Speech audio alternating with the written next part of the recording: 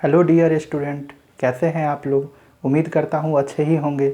आज मैं एक नया टॉपिक लेके आया हूँ और इसमें हम सीखेंगे कि ट्रिगोनोमेट्रिक रेशियोज कैसे फाइंड करते हैं। सबसे पहले मैं इसके बारे में बता रहा हूँ। चलिए लेट्स स्टार्ट। आज मैं देखता हूँ कि ट्रिगोनोमेट्रिक रेशियोज कैसे फाइंड करनी है।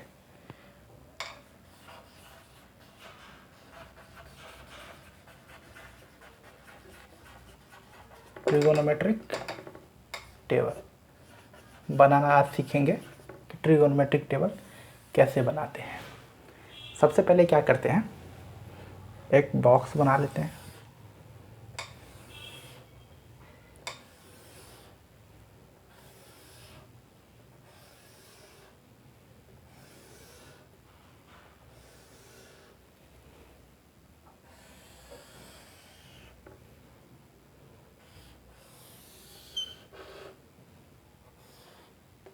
लाइन ड्रॉ कर लेते हैं। सबसे पहले इसमें क्या करते हैं, ये आपका एंगल वाला पार्ट हो गया, एंगल थीटा ले लेते हैं। सबसे पहले 0 degree, then 30 degree, then 45 degree, फिर 60 डिग्री और लास्ट में 90 डिग्री। इसका हम ट्रिक देखेंगे कि इसको निकालना कैसा है, निकाला कैसे जाता है। सबसे पहले क्या करते हैं, एक और लाइन ड्रॉ करते हैं। 0 से इसमें हम ले लेते हैं पहला 0, 1, 2, 3, देन 4 ले लिए। इसको क्या करना है, सब में अपॉन 4 से डिवाइड कर देना है। 0/4, 1/4, 2/4, 3/4 और 4/4 और सभी पार्ट में क्या करेंगे, अंडर रूट लगा देंगे। इसमें भी अंडर रूट लगा देते हैं, इसमें भी अंडर रूट लगा देते हैं, इसमें भी अंडर रूट लगा दिए, इसमें भी अंडर रूट, इसमें भी अंडर रूट। सबसे पहले हम क्या करते हैं कि साइन वाला टर्म लेते हैं। साइन थीटा है एंगल, इसको ड्रॉ कर लेते हैं। फिर कॉस के ले लेते हैं, कॉस थीटा, इसको भी ड्रॉ कर लेते हैं। फिर टेन के ले लेते हैं, टेन थीटा, इसको भी ड्रॉ कर लेते हैं। फिर कॉसेक के ले लेते हैं, कॉसेक थीटा, इसको भी ड्रॉ कर लेते हैं। फिर सेक के ले लेते हैं, सेक वाले टर्म में सेक थीटा। फिर लास्ट कॉट के ले लेते हैं, कॉट थीटा। सबसे पहले क्या करेंगे कि इसमें इसका ऑपरेशन करेंगे। तो इसको करने के बाद क्या आएगा मेरे पास, 4 से अगर 0 में डिवाइड करते हैं 0 और 0 का अंडर रूट 0 ही होगा। देन इसमें चले 30 वाले केस में चलते हैं। तो इसमें हम क्या करते हैं, 1/4 है तो अंडर रूट 1 का क्या हो जाएगा, आपका 1 हो जाएगा। और 2 का अंडर रूट क्या हो जाएगा, सॉरी 4 का अंडर रूट क्या हो जाएगा, 2 हो जाएगा। तो 1/2 आ जाएगा। फिर 45 वाले केस में चलते हैं। 45 वाले में क्या करना है आपको, 2/4 है तो 2 का कोई परफेक्ट स्क्वायर होता नहीं है। तो इसको हम क्या करते हैं, एज इट इज ही लिख देते हैं। सॉरी, सबसे पहले क्या करेंगे, एज इट इज नहीं लिखना है, वो 2 1 जा 2 और 2 2 जा 4 हो जाएगा। फिर इसमें हम क्या करेंगे, 1 का अंडर रूट क्या हो जाएगा, 1 हो जाएगा। और 2 का अंडर रूट क्या होगा, 2 का कोई परफेक्ट स्क्वायर होता नहीं है तो इसको हम अंडर 2 ले लेते हैं। फिर अगेन क्या करते हैं, √3/4 है तो √3 का आपका परफेक्ट स्क्वायर होता नहीं तो √3 को एज इट इज ही रहने देते हैं और 4 का हो जाएगा 2। फिर अगेन 90 वाले केस में चलते हैं तो 4 1 जा 4 1 जा तो 1 का आपका क्या हो जाएगा, अंडर रूट 1/1 का 1 ही हो जाएगा। तो ये आपका इतना वैल्यू आ गया। साइन 0 का 0, साइन 30 का 1/2, साइन 45 का 1/√2, साइन 60 का √3/2 और साइन 90 का 1। मेरे पास ये वैल्यू फिलहाल है। अब क्या करेंगे कॉस वाले टर्म में कि जो आपका साइन का जो आपका लास्ट टर्म का डिग्री होता है उसको हम इसको क्या करेंगे, फर्स्ट से स्टार्ट करेंगे। तो जैसे कि आपका साइन 90 का वैल्यू कितना है, 1 है तो इसको हम क्या करेंगे, कॉस 0 में रख देंगे।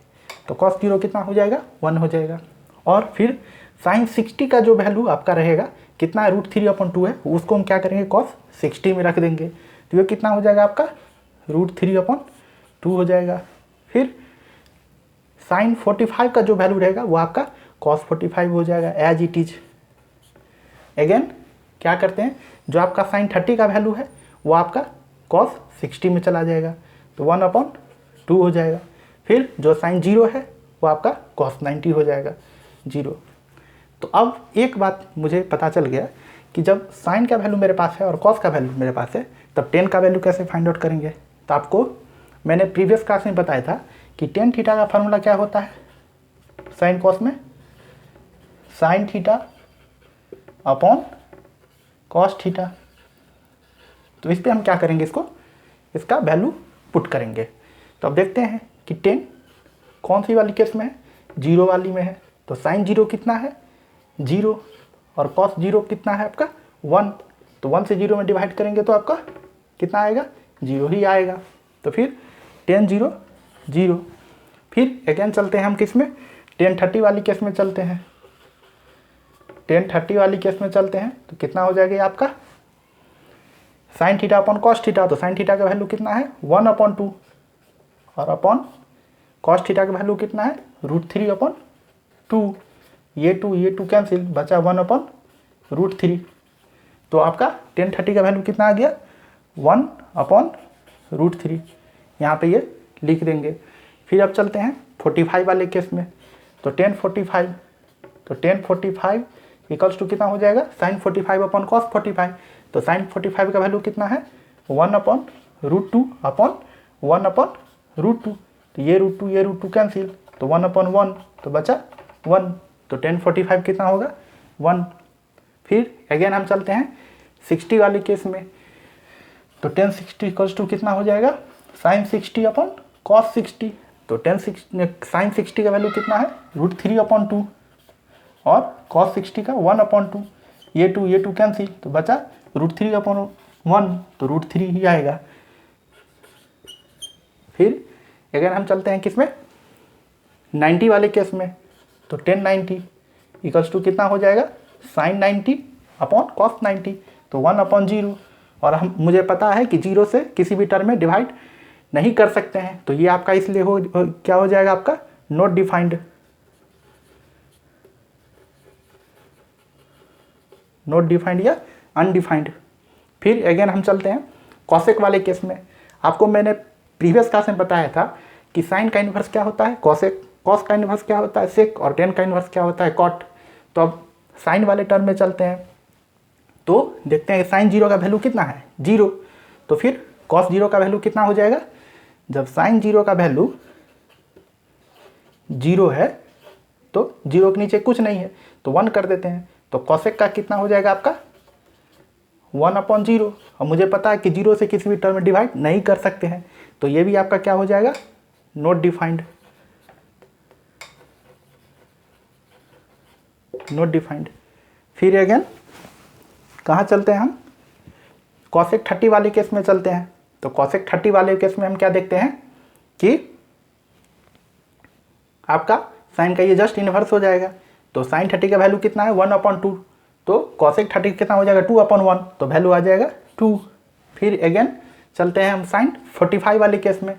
तो साइन 45 का वैल्यू कितना है 1/√2। फिर इसको हम कॉसेक 45 में कन्वर्ट करेंगे तो कितना हो जाएगा √2/1। तो आ जाएगा √2। फिर अगेन साइन 60 वाले केस में चलिए।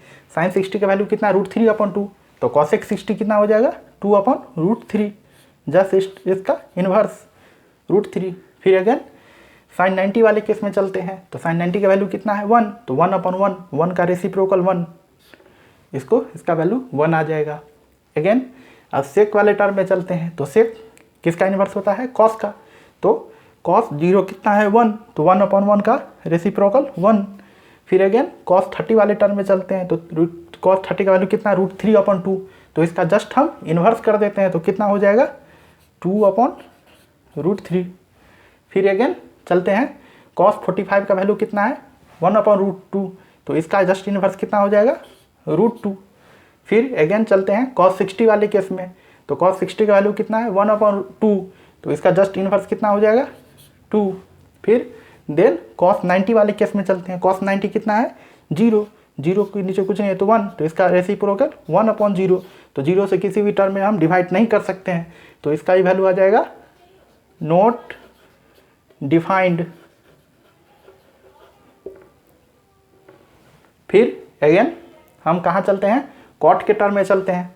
कॉट के टर्म में देखिए कि क्या करते हैं, कॉट किसका इन्वर्स होता है, 10 का, और 10 जीरो का वैल्यू कितना है 0, तो फिर जीरो के नीचे कुछ नहीं तो 1 कर देते हैं, मतलब 10 जीरो का वैल्यू 0/1 है तो इसका जस्ट इन्वर्स हो जाएगा 1/0, और जीरो से किसी भी टर्म में हम डिवाइड नहीं कर सकते हैं तो ये भी हो जाएगा आपका नोट डिफाइंड।